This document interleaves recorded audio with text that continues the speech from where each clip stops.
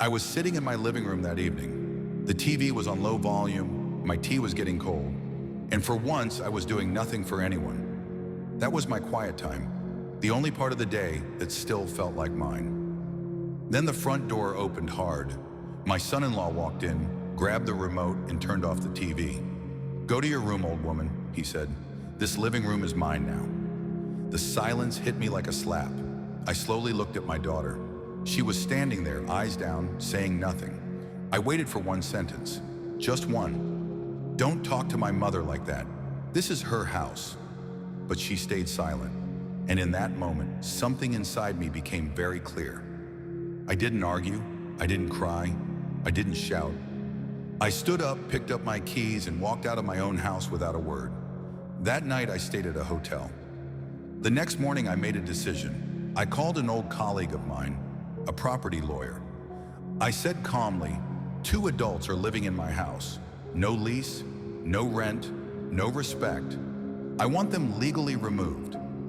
The paperwork was prepared. The eviction notice was served. And then I did something else.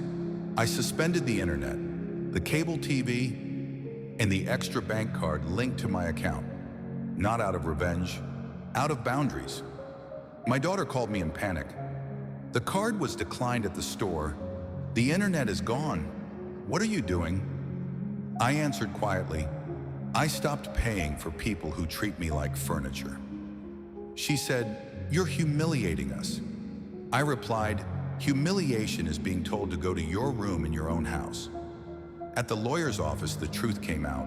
4 years of saving money turned out to be nothing. Bad investments, debt, lies. My daughter read the papers and finally understood. The house wasn't the problem. The disrespect was. 30 days later, I didn't stay home. A moving truck came. Keys were handed over. The house was returned to me. That evening, I walked back in. The rooms were empty. The air felt heavy. I opened every window. I cleaned the floors. I painted the walls a soft peach color. The house felt like it could breathe again. So could I. A few days later, my daughter came by. She knocked, no key in her hand. "I rented a small studio," she said. "I work full-time now. I filed for divorce." We drank tea together, quietly. She said, "If you hadn't said no, I would still be lost." Now I sit in my living room again. The remote is on the table. The TV plays softly. I turn the volume up just a little, exactly how I like it. No one tells me where to go. No one takes my space. Because ownership isn't just about a house, it's about choosing your peace, your silence, and the volume of your life.